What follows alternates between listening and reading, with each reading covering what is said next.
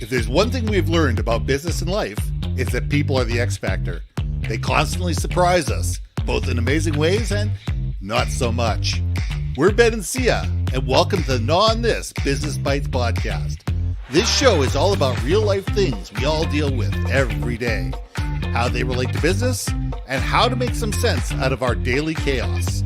Welcome to the show.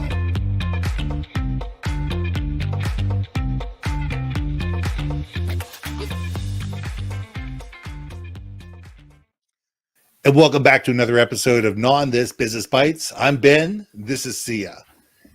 And today I want to talk about something that has been driving me crazy because I'm seeing it more and more on LinkedIn in human resource conversations. And it's something that's, it's just sticking in my craw and I just need to talk about it. And this is the fact that people are calling people human capital. HR departments are calling people human capital instead of human beings. And the reason this drives me nuts is that we're not chattel. We're not a commodity. We're not something that's interchangeable. We're not Lego. And I think that's exactly what the word human capital represents. It's sitting there going, okay, this is yet another asset on the books. It's a line in the GL. It's something that we could either, fire 1,000 people, hire 1,000 people, and that's what it is. It's just numbers in the abstract. Instead of taking a look and saying, wait a second here, every single person is a human being. Every single person has a family. Whether it's their own physical family, their wife, their husband, their kids, their dog, whatever, or they have parents, they could have whoever. And there are people they're responsible to. So it's not that we're just hiring them. We're hiring the people around them. And when we sit there and say, oh, well, we'll get rid of 1,000 people because it's, this is a human capital decision. And all of a sudden you're not just getting rid of 1,000 people, you're affecting 1,000 ecosystems. And we need to stop thinking of people that way. We need to stop thinking of people in the abstract and in the aggregate. And we need to start thinking about them as human beings in the singular and in the specific, and realize when we're hiring a person because we want that particular person to grow and succeed within our organization. We don't want a human capital to succeed within our organization and take over a slot A because we've got rid of somebody within that slot A. We want somebody who can sit there and think for themselves, somebody who can act and react, somebody who can be resilient, somebody who can be adaptive and creative, and somebody who's going to grow with the company and feel that they matter and that they're listened to, understood, and valued. So, I'd love to hear your thoughts on this, but to me, this word human capital just drives me nuts. What's funny is that I agree. I think human capital is like the worst term you could use, especially in the context of human resources, right? The idea of human resources is to be an advocate for the employee base, right? To represent the company's corporate and cultural interests, but at the same time, they're still managing their employee base to ensure that everything is in alignment, right? Yeah. And just the term human capital does sound like chattel, right? It does sound like a line on an Excel spreadsheet somewhere, right? It does sound like robotic, that we're just a number and an automaton, right? It's so devoid of actual humanity. And I think that's what's bugging you a little bit. So I agree fundamentally with what you're saying. I feel like I'm going to go on the other side of it. All right. You go, girl. Let's make things a little bit fun for us. Okay. I'm tired of us agreeing all the time. Damn it, Ben. So I'm going to argue this. As a business grows, okay, not every hiring manager, not every CEO is going to have the time to interview all the new hires. As companies grow, processes need to come into place, right? And processes should be a guideline to create efficiency and consistency so there's no question of overly subjectivity, meaning like, oh, well, Ben wore purple to the interview. I'm the hiring person or I'm the HR person, nothing to do with the job or the team, but I just hate people wearing color purple. So therefore I boot you out and veto you, right?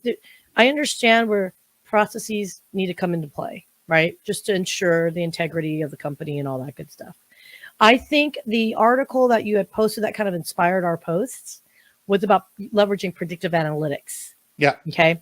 And ATS systems and everything like that. all that stuff. Yeah. And so, again, the whole idea of predictive anything, AI anything, machine learning anything that has to do with the human element is a dangerous game to play, if you will, right? Very true. And I think what's bothering me most about that predictive word is its assumption is like born identity, that we are going to predict your behavior based on whatever, however you write your resume, which half the time people are like faking the resumes anyway with other bots, but just leave it at that.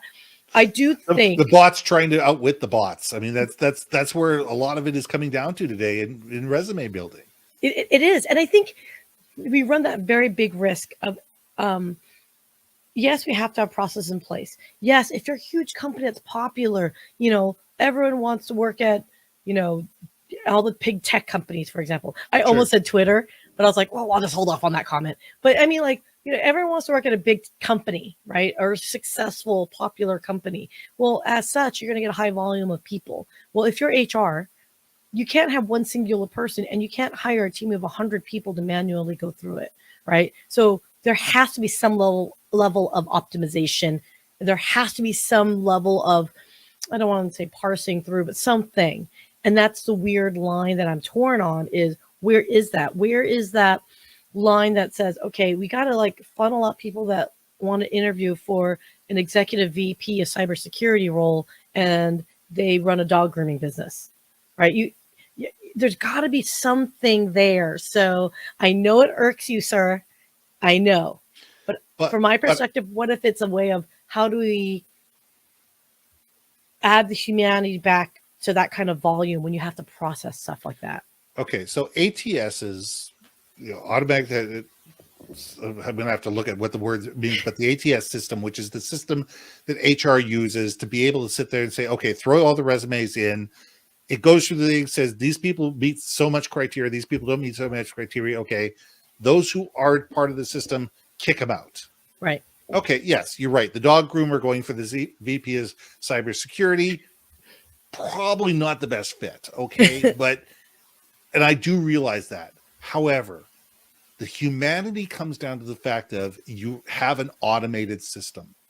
Okay, the automated system could just as easily, when those 752 people that the ATS system automatically kicks out, sends them a personalized email that says, thank you for being, or first of all, an email that says, we have received your resume. Okay. Then when the system kicks it out, actually have an email that goes out and says, thank you for doing this. We have not accepted you at this point, or you have not made the qualifications. However, here are some other, here are some other things that you may want to look at within our hiring process, and have the system be able to be smart enough to look at the person's resume skills and say, these are the type of jobs that we actually have that they might actually be qualified for, and be able to, as we go through the resume system and as we go through the hiring process, that we communicate on a regular basis, letting people know that, hey, you've made it to the next step, or I'm sorry, you haven't made it to the next step.